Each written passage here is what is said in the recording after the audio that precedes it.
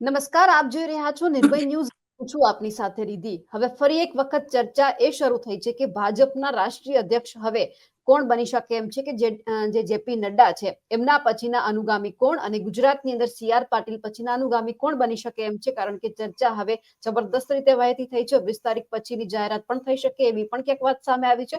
આ બધી જ વાતચીત કરીએ. મારી સાથે અત્યારે રાજકોટથી વરિષ્ઠ પત્રકાર જગદીશભાઈ મહેતા જોડાયેલા છે. જગદીશભાઈ, નિર્ભય ન્યૂઝમાં આપનું સ્વાગત છે. જી નમસ્કાર બેન.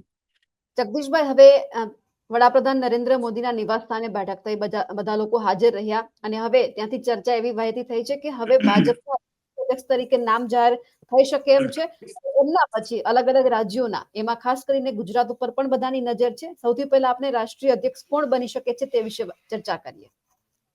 બેન, એવું છે, ભારતીય જનતા પાર્ટીને આ વખતે એના રાષ્ટ્રીય અધ્યક્ષ કોઈનું પણ નિમવું અત્યંત કપરી કસોટી છે, એસિડ ટેસ્ટ જેવી.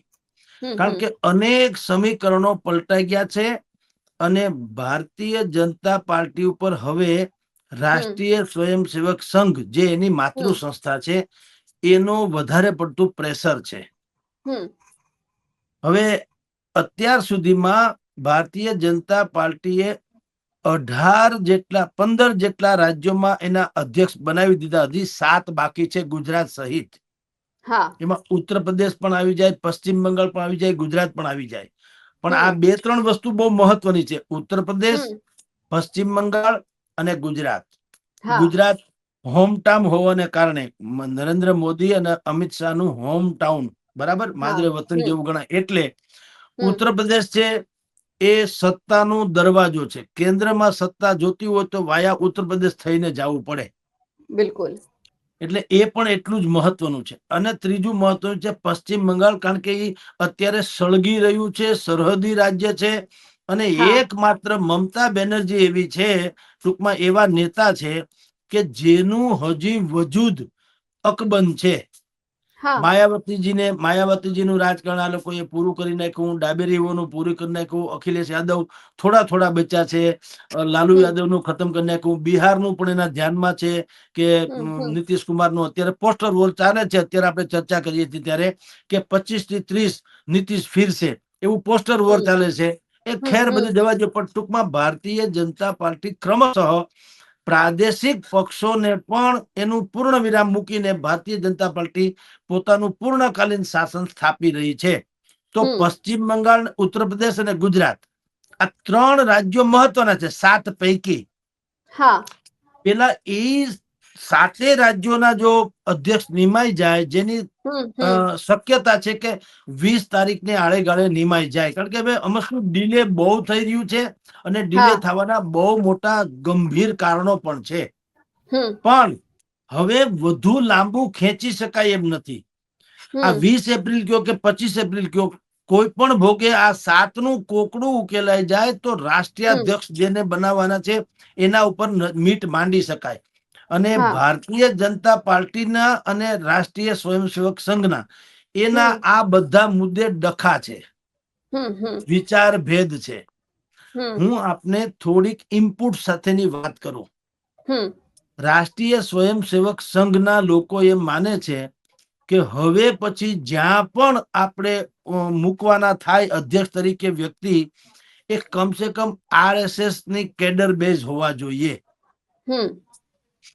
એની રગે રગમાં હિન્દુત્વ છવાયેલું રહેવું જોઈએ અને કોઈ દિવસ કોમ્પ્રોમાઇઝ કરે નહીં.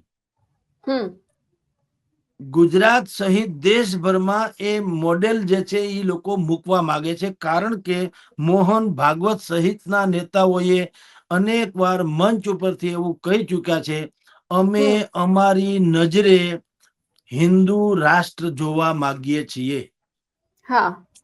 નજરેનું ગુજરાતી એ છે કે બધા લોકો, મોહન ભાગવત સહિતના લોકો 70 ને 60-70 ના આળાગાળાની ઉંમર ધરાવે છે. એ લોકો એમ કે છે કે અમે જ્યાં સુધી સક્રિય રાજનીતિ કે સામાજિક નીતિમાં છીએ ત્યાં સુધીમાં હિન્દુ રાષ્ટ્ર, એટલે ટૂંકમાં 5-10 વર્ષમાં જ સંપૂર્ણપણે હિન્દુ રાષ્ટ્ર. અને હિન્દુ રાષ્ટ્ર એટલે એ લોકો કહેતો છે જ કે હિન્દુ રાષ્ટ્ર એટલે મુસ્લિમ મુક્ત રાષ્ટ્ર એમ નહીં. અત્યારે જે કોઈ છે તે જે હિન્દુસ્તાનને પોતાનું વતન માને, પોતાનો દેશ પ્રેમ વ્યક્ત કરે તે એ હિન્દુસ્તાનમાં, ધેટ્સ ઓલ.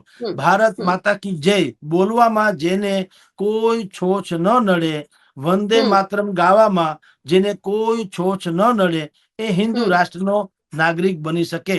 પણ હિન્દુ રાષ્ટ્રનો નાગરિક હોવાનો દાવો કરવો અને વંદે માતરમ ન ગાવાનો જીદ પકડવી ઈ નહીં હાલે.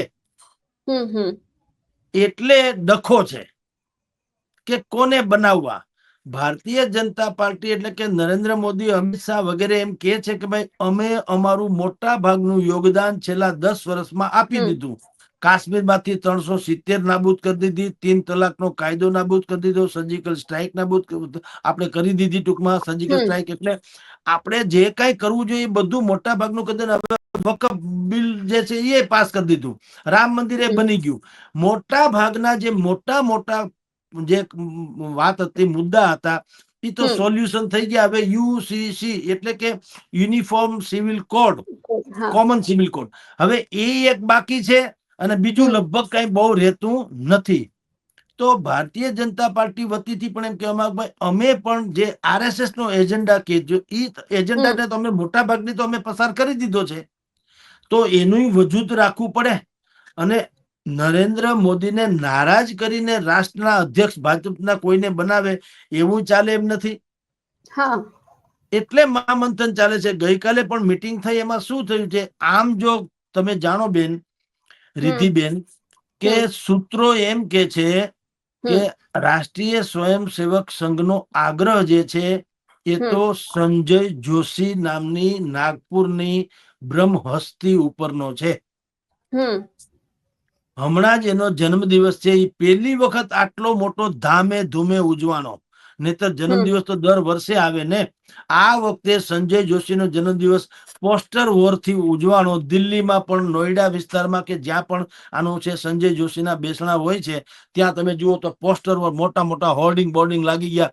હજારો લોકો ઉમટી પડ્યા અને બધાએ ફૂલ ગુચ્છથી માંડીને બધું આપીને એને શણગારી દીધા. એ બધું શું હતું? આગમના એંધાણ. રાષ્ટ્રીય સ્વયંસેવક સંઘ લગભગ જીદ પકડીને બેઠો છે, એમ કે તો હાલે, કે અમારે અગર કોઈને રાષ્ટ્રના અધ્યક્ષ ભારતીય જનતા પાર્ટીના બનાવવા હોય તો એ સંજય જોશી નંબર 1 છે, યોગી આદિત્યનાથ નંબર 2 છે, દેવેન્દ્ર ફડણવીસ નંબર 3 છે. પછી બધી નામ છે. શિવરાજસિંહ ચૌહાણ નું નામ છે, સુનિલ બંસલ નું નામ છે, ધર્મેન્દ્ર પ્રધાન નું નામ છે, રઘુવર દાસ નું નામ છે, વનિતી શ્રીનિવાસન નું નામ છે, તમિલી સાઈ સૌંદર્ય રાજન તમિલનાડુના એનું નામ છે, ડી પુરંદેશ્વરી એ પૂર્વ સીએમ ને ટીડીપી ના સ્થાપક એનટીઆર એની દીકરી છે. એનટીઆર તમે જાણો છો, બહુ મોટું નામ છે ટીડીપી ના સ્થાપક.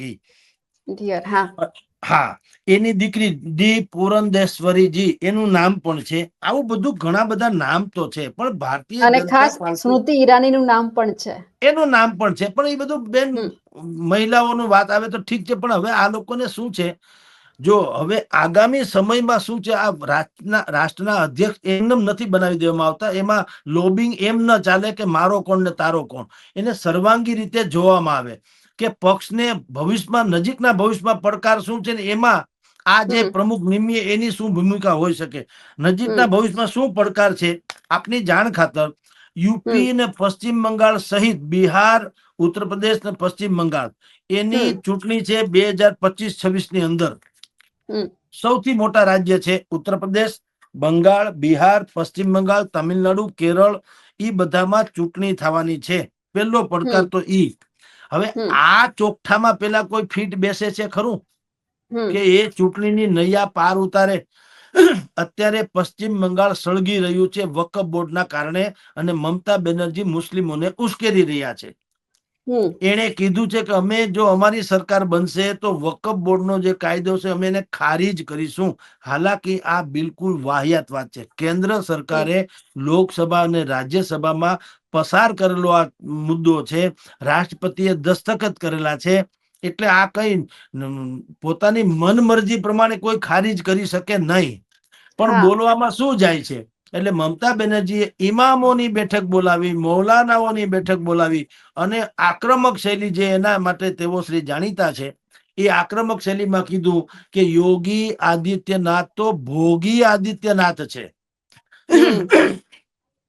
હવે નહીતર એનું નામ લેવાનો કોઈ મતલબ નતો, કારણ કે આ જે કાયદો વકફ બોર્ડ નો આવ્યો એ અમિત શાહ, નરેન્દ્ર મોદીની આગેવાની વાળી એનડીએ સરકારે કરેલો છે. પણ યોગીનું નામ એટલા માટે કારણ કે મૌલાનાઓ અને ઇમામો ઈ અગર કોઈથી ભડકતા હોય તો ઈ યોગીથી ભડકે છે. નરેન્દ્ર મોદી તો હજી સબકા સાથ સબકા વિકાસની વાત કરે છે. યોગીમાં ઈ છે નહીં, ઈ તો 916 કેરેટનું હિન્દુત્વ વાળી વ્યક્તિત્વ છે. યોગી તો હંમેશા કહે છે કે બટેંગે તો કટેંગે. એટલે બધાને ખબર છે કે હિન્દુ રાષ્ટ્ર બનાવવાની જે આરએસએસ ની પરિકલ્પના છે એમાં સંજય જોશીઓ, દેવેન્દ્ર ફડણવીસો, યોગી આદિત્યનાથો, એવા નીતિન ગડકરીઓ, એવા જ લોકો કેન્દ્રમાં રહેશે જે કટ્ટર હિન્દુ છે, હિન્દુવાદ, હિન્દુ રાષ્ટ્રના વાહકો છે.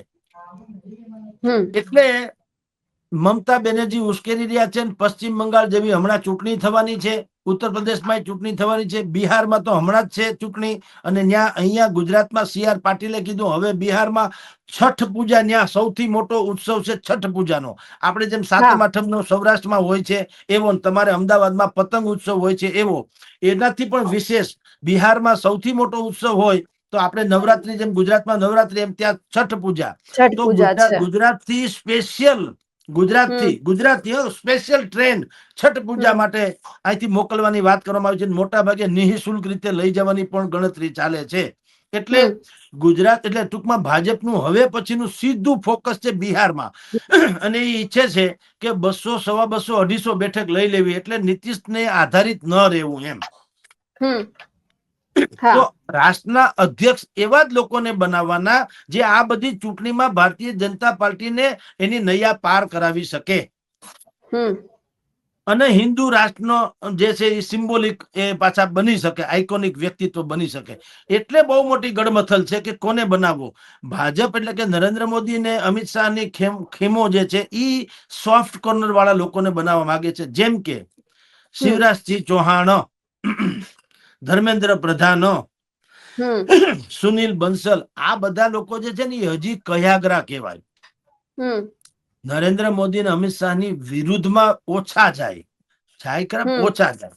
પણ પેલી મેં જે નામ તમને આપ્યા છે, સંજય જોશી હોય, યોગી આદિત્યનાથ હોય, નીતિન ગડકરી હોય કે ભાઈ ફડણવીસ હોય, એ લોકો સીધે સીધા કટ્ટર હિન્દુત્વને વરેલા છે અને રાષ્ટ્રીય સ્વયંસેવકના પ્રીતિપાત્ર છે. એટલે એની ઉપર બહુ દબાવ ભારતીય જનતા પાર્ટી પણ લાવી શકે નહીં.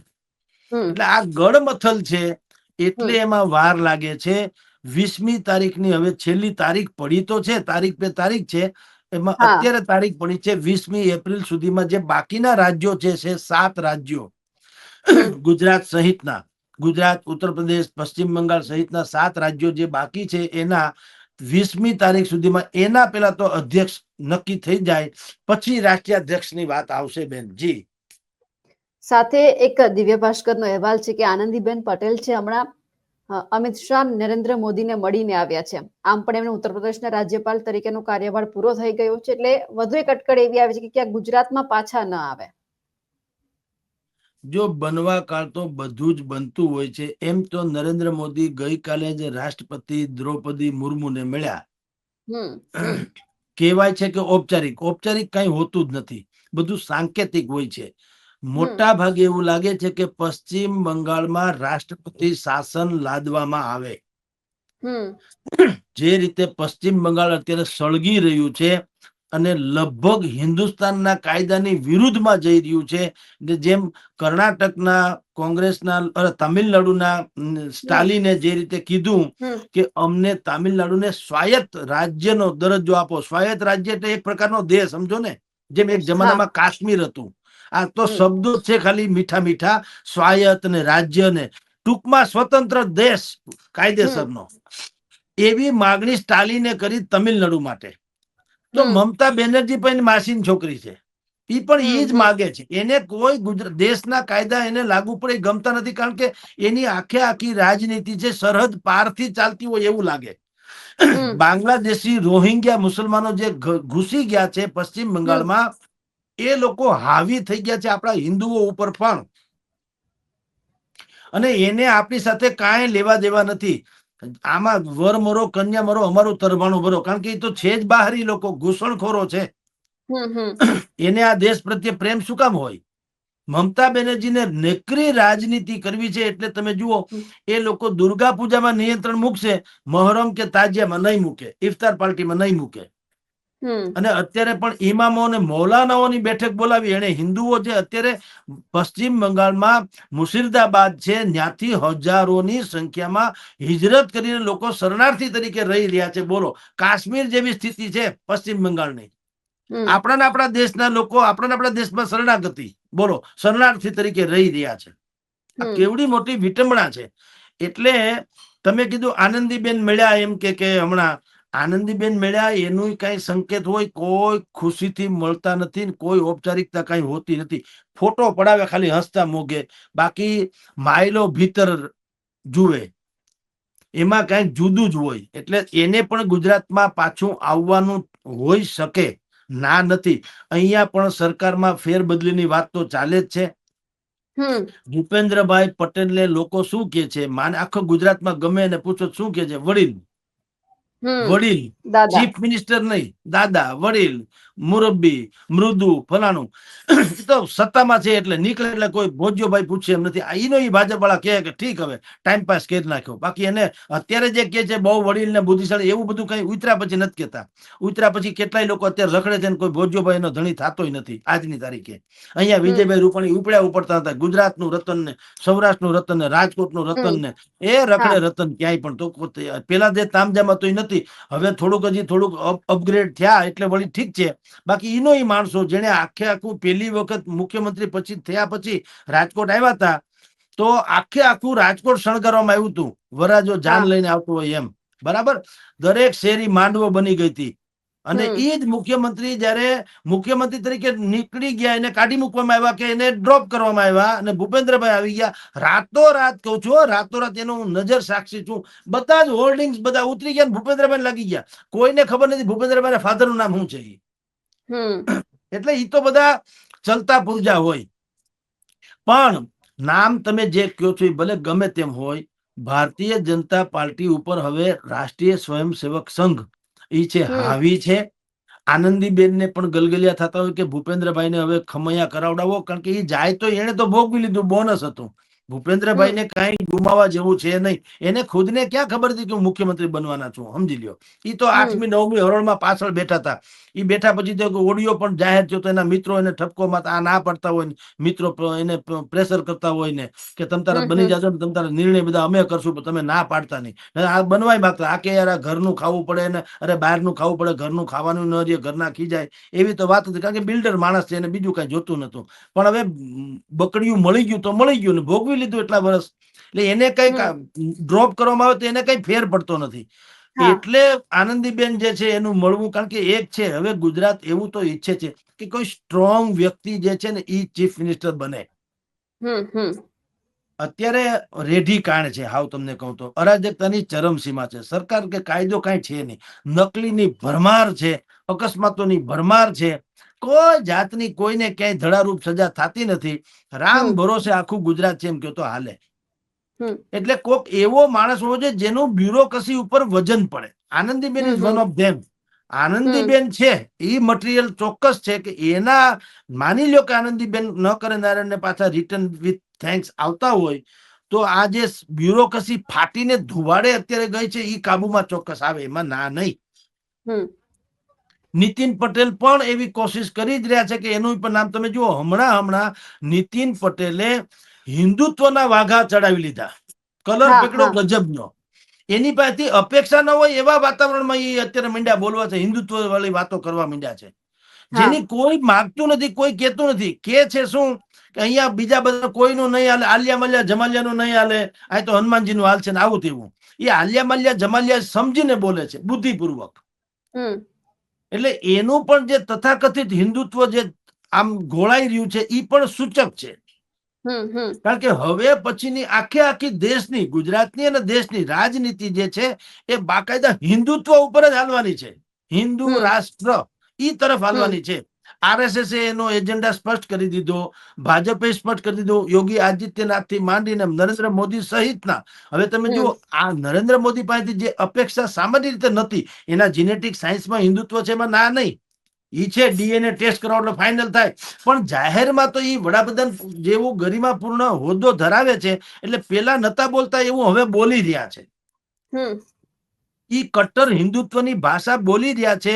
એનું કારણ પણ ઈ છે કારણ કે આખી રાજનીતિ હવે હિન્દુત્વ તરફ જવાની છે. એટલે તમને કહું છું કે અત્યારે જે રાષ્ટ્રાધ્યક્ષ નિમવા ભાજપના કોને, ઈ જે મહામંથન ચાલી રહ્યું છે, ડિલે થઈ રહ્યું છે. અત્યારે કાર્યવાહ JP નડ્ડા ચલાવીને એને કે છે કે તમે અત્યારે હલાવી લ્યો. ઈ શું કામ ડિલે થાય છે? RSS હવે કોઈ પણ સમજોતા કરવા માંગતું નથી. નો કોમ્પ્રોમાઇઝ. હિન્દુત્વ વિશે કોઈ કોમ્પ્રોમાઇઝ કરવા માંગતું નથી RSS. ભારતીય જનતા પાર્ટી પણ એવું ઈચ્છે છે કે વાંધો નહીં, અમને મંજૂર છે, પણ પ્રમુખ એવો કમસે કમ હોવો જોઈએ જે અમારા કયામાં રહીએ, એમ અમારો બોસ થઈ જાય નકામો. સંજય જોશી કયો, ઉત્તર પ્રદેશના આદિત્યનાથ, યોગી આદિત્યનાથ કયો, દેવેન્દ્ર ફડણવીસ કયો, કે નીતિન ગડકરી કયો, આ બધા લોકો જે છે એ ભાજપને તો વફાદાર છે જ છે, પણ એનાથી હવાયા વફાદાર RSS ને છે. એટલે RSS જે છે એ પછી સત્તાનું કેન્દ્ર બની જાય. અને આ બધા જે છે, ભલે વડાપ્રધાન ગમે હોય, ભલે રક્ષા મંત્રી ગમે હોય, પણ મોટા ભાગે પછી હાલે RSS નું. એટલે ડખો છે હવે, જયારે એનો મેળ પડે ત્યારે. જી બેન. જગદીશભાઈ, એક સવાલ એ પણ છે કે હમણાં ગુજરાતમાં એવી વાત પણ વહેતી થઈ છે કે હવે ઓપરેશન લોટસ ચાલુ થવાનું છે આમ આદમી પાર્ટીને તોડવા માટેનું. એમના જે ધારાસભ્ય છે એમને ભાજપમાં લઈ આવવા માટે, હેમંત ખવા હોય કે પછી ઉમેશ મકવાણા હોય, એમની સાથે જે સુધીર વાઘાણી છે, આ તમામને એવું કહેવામાં આવી રહ્યું છે કે ક્યાંક ભાજપમાં જોડાશે. પરંતુ એમનો છેડો એક વખત જે ઉમેશ મકવાણાએ ફાડ્યો છે, પણ સવાલ એ પણ છે કે ઉમેશ મકવાણાએ એવું કીધું કે હું આમ આદમી પાર્ટીમાં જ રહેવાનો છું. મને દિવસ યાદ છે કે ધૂળેટીનો અહીંયા તહેવાર ઉજવવામાં આવી રહ્યો હતો. આમ આદમી પાર્ટીના અને કોંગ્રેસના કહી શકાય એકમાત્ર આમ આદમી પાર્ટીના ઉમેશ મકવાણા પાર્ટીમાં હતા, બાકી કોઈ જ નહોતા. એટલે ત્યારે પણ એવી અટકળો થઈ હતી કે ખરેખર ઉમેશ મકવાણા ક્યાંક ભૂપત ભાયાણે જેવું ના કરે, નથી જવું ને અચાનક પછી જતા રહે. વિસાવદરમાં આમ આદમી પાર્ટીનું મહાસંમેલન હમણાં અઠવાડિયા 10 દિવસ પહેલા યોજાણું હતું. ગોપાલ રાય પ્રભારી, જે દિલ્હીમાં કેબિનેટ મિનિસ્ટર હતા, એની હાજરીમાં મહાસંમેલન થયું. ઉમેશ મકવાણા એમાં નહોતા. તમે જેમ હોળીની વાત કરી ને, ન્યાય એકમાત્ર ઈ હતા, એમ અહીંયા એકમાત્ર ઈ નહોતા. એટલે હવા ઓર મળી અને એને ચોખવટ કરવી પડી. એ પણ ગાંધીનગરમાં જઈને કરી. આ પણ બહુ સૂચક વાત છે. એને ચોખવટ કરવાની જરૂર હતી આમ આદમીના પ્લેટફોર્મ ઉપર, યા તો વિસાવદરમાં યા તો પોતાના બોટાદ ગઢડા ગામ ન્યા કરવાની જરૂર હતી. એને બદલે ગાંધીનગર કરી. ખેર, હમણાં નથી, પણ લોટસ, ઓપરેશન લોટસ ચાલે છે, એમાં ના નહીં. અને ભારતીય જનતા પાર્ટી એવું ઈચ્છે છે કે જો ચૂંટણી કરવી પડે તો, સાંભળજો, આ બહુ સમજવા જેવો શબ્દ છે. હું ને તમે અથવા તો જેટલા પણ ટીવી ચેનલમાં બધાએ જે દિવસે હર્ષદ રીબડિયાએ વિસાવદરની ચૂંટણી આડેની જે રીટ કરી હતી હાઈકોર્ટમાં, એ પાછી હું ખેંચી લીધી. બધા મંડ્યાતા કરતાલ વગાડવા, નાચવા કૂદવા. હવે તો માર્ગ મોકળો થઈ ગયો ને આજકાલ ચૂંટણી થાય એમ છે, થાય એમ છે, થાય એમ છે. હાલાકી તે દિવસે આપણે કીધું હતું કે ભાઈ આ ખોટો હોબાળો છે. હજી રીટ પિટિશન ને અને ચૂંટણીના સ્ટે ને કઈ લેવા દેવા પેલા હતી ને હજી નથી. ઈ ખેંચી લીધી એટલે માર્ગ મોકળો નથી થયો. એમ તો હજી બીજા કેટલાય ની પડી છે રીટ. રીટ એટલે શું છે? તમે ચૂંટણી જીતી જાય પછી તમે જુઓ, કેટલાક લોકો ફરિયાદ નથી કરતા કે ફલાણા ભાઈ જે જીતી ગયા એને ધારા કરતા વધુ રૂપિયાનો એમ કે ખર્ચો કર્યો છે. ચૂંટણી પંચને ટપાલ લખે કે આ ભાઈની તપાસ કરાવડાવો.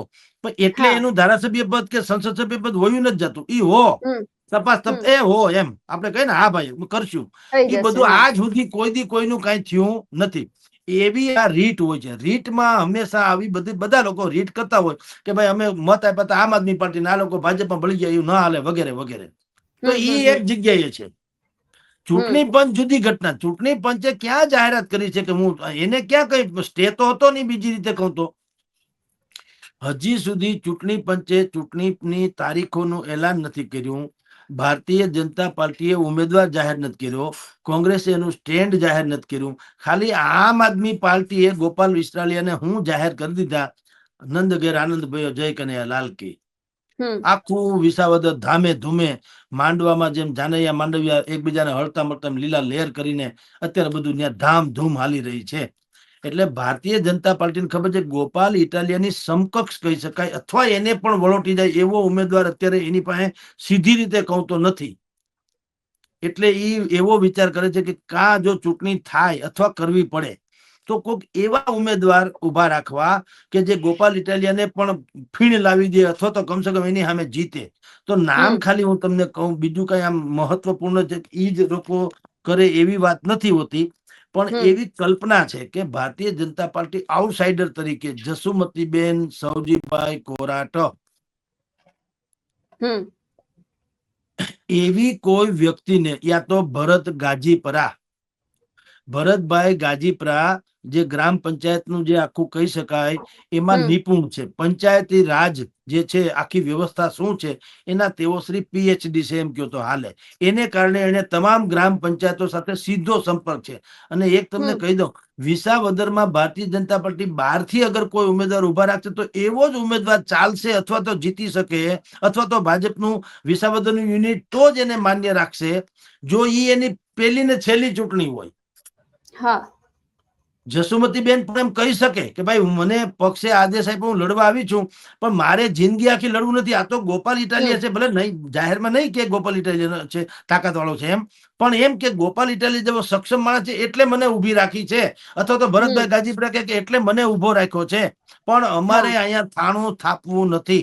આ એક વખત લડી લઈએ એટલે વાત થાય પૂરી, અમારે પછી કઈ જોતું નથી. તો કદાચ સંભવ છે કે વિસાવદરની જનતા એટલે કે ભારતીય જનતા પાર્ટીના કમિટેડ વોટર્સ હોય એ માને કે હાલો ભાઈ અત્યારે ગોપાલની સામે તો આપણે સમજતા બીજા કોઈ ટકે એમ નથી, તો આપણે ભાજપને મત આપો. એટલે આ લોકોને મત આપવા વાંધો નહીં, કારણ કે એક જ ટર્મ પૂરતા છે. પણ પ્રશાંત કોરાટ જેવો માણસને ઉભા રાખે તો ના આપે. શું કામ? પ્રશાંત કોરાટ તો યુવાન છે. તો ઈ એક વખત ધારાસભ્ય થતા 2-5 ટર્મ ખેંચી કાઢે તો ન્યાના જે વિસાવદરના ભારતીય જનતા પાર્ટીના લોકો ઈ શું કરે? પાથરણા જ પાથરે. એટલે ન્યા આવા જ કોઈ લોકો, ભારતીય જનતા પાર્ટી એવા લોકોને જો ચૂંટણી આ વારંવાર એક ને એક વાક્ય બોલું છું, જો ચૂંટણી કરવાની થાય તો એવા જ લોકોને ઉભા રાખશે કે જે લડતી વખતે એમ કહીએ કે મારી પહેલી ને છેલ્લી ચૂંટણી છે. બિલકુલ. હા. અને મોટા ભાગે તો તમારી જાણ ખાતર અત્યારે શું ચાલે છે, મતદાર સુધારણા યાદી કાર્યક્રમ ચાલે છે. ઈ મહિનો દિવસ ચાલશે. અત્યારે આપણે ચર્ચા કરીએ ત્યારે 17-18મી તારીખ થઈ છે. એક મહિનો ઈ હાલે એટલે 17-18મી મે મહિનો આવી જશે. અને પછી 45 દિવસ તો આપવા જ પડે ચૂંટણીના કાર્યક્રમ માટે થઈને. એ 45 દિવસની મર્યાદા જો તમે જાહેર કરે તો ભરપૂર ચોમાસું આવી જાય. ચોમાસામાં ચૂંટણી મોટા ભાગે થતી નથી. એટલે ચૂંટણી પંચ કહી શકે કે ભાઈ હવે ચોમાસું આવી ગયું એટલે થાય એમ નથી. મિલતે હૈ બ્રેક કે બાદ. ત્યાં તો બધું પલટી જવાનું છે, કારણ કે પછી તો સંગઠને નવું રચાઈ ગયું હશે, પ્રધાનમંડળે નવું રચાઈ ગયું હશે ગુજરાતમાં, અને પછી નવા મુલ્લા જેમ જોરથી બાંગ પુકારે એમ જે નવા ઉમેદવાર રાખ્યા હશે સંગઠનથી માંડીને સરકારમાં, એને તો જવાબદારી સોંપે જ ને ભારતીય જનતા પાર્ટી. હવે તમારી જાણ ખાતર બેન, પરફોર્મન્સ ही पैमाना बनेगा. હવે કોઈ મામા માસીના નહીં આવે. તમારે બતાવવું પડશે, તમને જવાબદારી હોપે તમારે પ્રૂવ કરવું પડશે તમારી જાતને, તો જ મેળ પડશે આ રાજનીતિમાં. કોંગ્રેસમાં પણ આ જ સ્થિતિ છે. એમાં પણ હવે બધું જે જાતિવાદ, ફલાણાવાદ, ઢીકણાવાદ, મામા માસીવાદ કે ઇધર ઉધર કુછ નહીં ચાલે. ભાઈ કે છે ને રાહુલ ગાંધી કે તમારે પરફોર્મન્સ બતાવવું પડશે. જિલ્લા પ્રમુખ અને સત્તા આપવાની વાત છે શું છે કે તમે ઉમેદવાર નક્કી કરો, પણ જવાબદારી એક વાત તમને કહી દઉં, તમે કયો એને અમે ટિકિટ આપશું, પણ જીતાડવાની જવાબદારી તમારી. પછી તમે અમારા ઉપર માટલા ધોતા નહીં. એટલે હવે બધી જગ્યાએ એવું છે, પરફોર્મન્સ બતાવવું પડશે. કે જનતા ભયંકર જાગૃત થઈ ગઈ છે.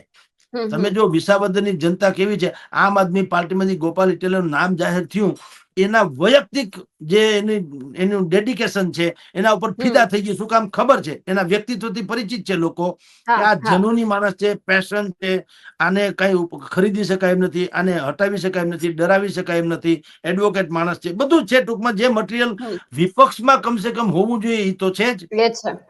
તો અત્યારે એ લોકો બધા એની ઉપર ફિદા થઈ ગયા. હવે કાલ ભાજપ કોઈને ઉતારે ને એની ઉપર ફિદા થાય તો આપણને વાંધો નથી, જયારે ઉતરશે ત્યારે પડશે એવા દેવાશે. પણ હાલની વાત કરું છું. એટલે આ સેન્સમાં કહું તો જનતા જાગૃત થઈ ગઈ છે કે એને ખબર પડે કે હવે પોટેન્શિયાલિટી જેનામાં જોવા મળે કે આમાં કઈક છે તો જ એને સ્વીકારશે. કમળ બ્રાન્ડ છે એટલે સ્વીકારી લઈએ, પંજાબ બ્રાન્ડ છે એટલે સ્વીકારી લઈએ, ઝાડુ બ્રાન્ડ છે એટલે નહીં.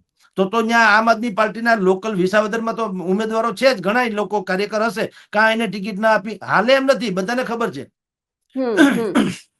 જુઓ, આપણે કહીએ છીએ ને, શ્રેષ્ઠ સંતાનો હોય તો માવતર રાજી રે. પણ કુસંગે ચડેલો અથવા તો નિમ્ન સ્તરનો થાય એના કરતા તો વાંજિયા હારા નથી લોકો કહેતા કે ભાઈ આના કરતા તો મારી પેટે પથરો જન્મ્યો તો સારું થયું. શું કામ કે આવી પ્રજા જે આપણું નામ રોશન કરવાને બદલે સત્યાનાશ કરે, એના કરતા તો ન હોય સારું. એટલે હવે પ્રજામાં ખબર પડી ગઈ કે એવો શાસક કે એવો વિપક્ષ જેનામાં ખુદમાં કંઈક પેલા હોવું જોઈએ.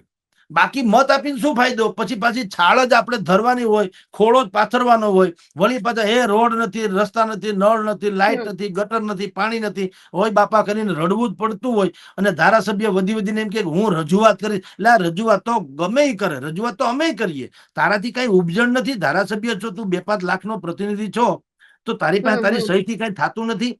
એટલે લોકો હવે એવા ખાલી મોડેલના લોકો નથી જોતા, કોઈને ખપતું નથી. એટલે ગોપાલનો જય જયકાર છે. એટલે તમને કહું છું કે ભારતીય જનતા પાર્ટી જો ચૂંટણી કરવી પડે તો ભરત ગાજીપરા કે ભાઈ મેં કીધું તેમ જસુમતીબેન કોરાટ કે એવી કોઈ વ્યક્તિને પણ લાવવા પડશે, અને કોંગ્રેસે પણ એવા જ ઉમેદવાર લાવવા પડશે, તો જ મેળ પડશે. યા તો એને પછી ભારતીય જનતાને હરાવવા હાટું તેને ભાજપને એને આમ આદમી પાર્ટીને સમર્થન જાહેર કરવું પડશે.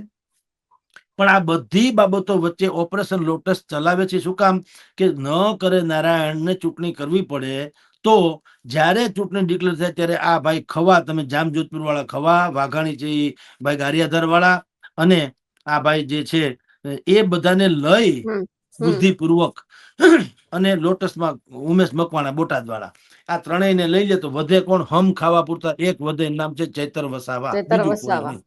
હવે ઈ કઈ અત્યારની સ્થિતિએ જોતા ગોપાલ જેવું વ્યક્તિત્વ છે, ખરીદાય નહીં કે ખરીદાય નહીં, અથવા તો ઈ કઈ ઢળે બળે નહીં. બીજા બધા લોકો ખરીદાય એમ નહીં, પણ ઈ ગમે તેમ એની ઉપર પ્રેશર નાખીને ભાજપ વાળા લઈ જઈ શકે. ચેતરમાં હજી કમસે કમ ઓછું એવું લાગે. તો આ સ્થિતિ ભારતીય જનતા પાર્ટીએ આમ જેને કે સ્ટેન્ડ બાય રાખી છે. એટલે ઉમેશ મકવાણાએ હમણાં કીધું ના ના ના, હું તો આમ આદમીમાં છું. આમ આદમી નથી કેતી, લ્યો. એ કરુણા છે. મેં આમ આદમી પાર્ટીના કેટલાક નેતાઓને પૂછ્યું, તમે હવે નામ જ નથી આપતો, બાકી એને કીધું હા અમે સાંભળ્યું છે જાય છે. બોલો, ઈ કેવું કહેવાય? દિગ્ગજ નેતાઓએ કીધું કે અમે સાંભળ્યું તો અમે છે. એનો અર્થ એમ છે કે એને એમ લાગે લગભગ જાય તો જાય, રે તો ચમત્કાર એમ, નહીં તો ન કે છાતી ઠોકીને મોઢિયા તો ભાજપના જ છે. હા, તો નહીં તો છાતી ઠોકીને મને ન કે સાહેબ તમારી વાત સાચી, વાત એવી બજારમાં આવે છે, પણ હું તમને છાતી ઠોકીને કહું કે જવાના નથી. ઉમેશભાઈ અમારે વાત થઈ ગઈ છે અને એ આમાં રહેવાના, એવું નથી કીધું. એને ઉલટાનું એમ કીધું કે તમે વાત સાંભળી, સાચી વાત છે, 99% જાય છે એવું અમે સાંભળીએ. એટલે આ બચી ગયા, અત્યારે નથી ગયા, એ લોટરી છે સમજી લો, અથવા તો બોનસ છે. કેટલો સમય છે એ રામ જાણે. એટલે ઓપરેશન લોટસ ચાલે જ છે અંદર ખાને. પણ એ બધું શું છે, ટાઈમ ફેક્ટર વાળું હોય કે ક્યારે જાહેરાત. જો ચૂંટણી કરવાની જ નથી થતી તો ઉતાવળ શું છે? તો એની રણનીતિ જાણવી હોય આમ આદમી પાર્ટીની, તો હમણાં ભલે નહીં ન્યા રહેતા, જેમ કોંગ્રેસ વાળા કે છે ને રાહુલ ગાંધી, हमारे कांग्रेस हमारे आ तो हमारी जेल में सुरंग जेवू, કે हमारे पक्ष में भी कितने बीजेपी वाले हैं, એમ રાહુલ ગાંધી કે. એમ ભારતીય જનતા પાર્ટી કે ને આમ આદમીમાં ભલે આપણા 2-3 માણસો રહેતા, ખબર તો પડે હું થાય છે, પછી દેખતે હે દિવસના ક્યાં દીના દુકાળ છે. એટલે આવું બધું ચાલે છે. આપણને છે એને ખબર છે. આમ આદમી પાર્ટીએ, મેં તમને કીધું તો ખરી કે મેં એક નેતાને પ્રશ્ન ફોન કર્યો, એને કીધું હા સાહેબ અમે એવું સાંભળ્યું છે કે જાય છે. બોલો, એટલે ટૂંકમાં હવે એને સંદેહમાં તો છે જ. એટલે એ હવે બુદ્ધિપૂર્વક રાહ રાખીને વાત કરે ને. હવે ઉમેશ મકવાણાને આમ આદમી પાર્ટી વાળા રાજ કી બાત નહીં કરેંગે, એ રાહ રાખીને વાત કરશે, રાહ રાખીને. એટલે આ બધી પરિસ્થિતિ તો છે. હવે જોઈએ બેન શું થાય છે તે. જી બેન. બિલકુલ જગદીશભાઈ, આપ અમારી સાથે જોડાયા, આપનો ખૂબ ખૂબ આભાર. જી નમસ્કાર બેન. અમારા અહેવાલને લઈને આપનું શું કહેવું છે કમેન્ટ કરીને ચોક્કસથી જણાવજો. સાથે જ અમારી નિર્ભય ન્યૂઝ ચેનલને લાઇક, શેર અને સબસ્ક્રાઇબ કરવાનું ભૂલશો નહીં. નમસ્કાર.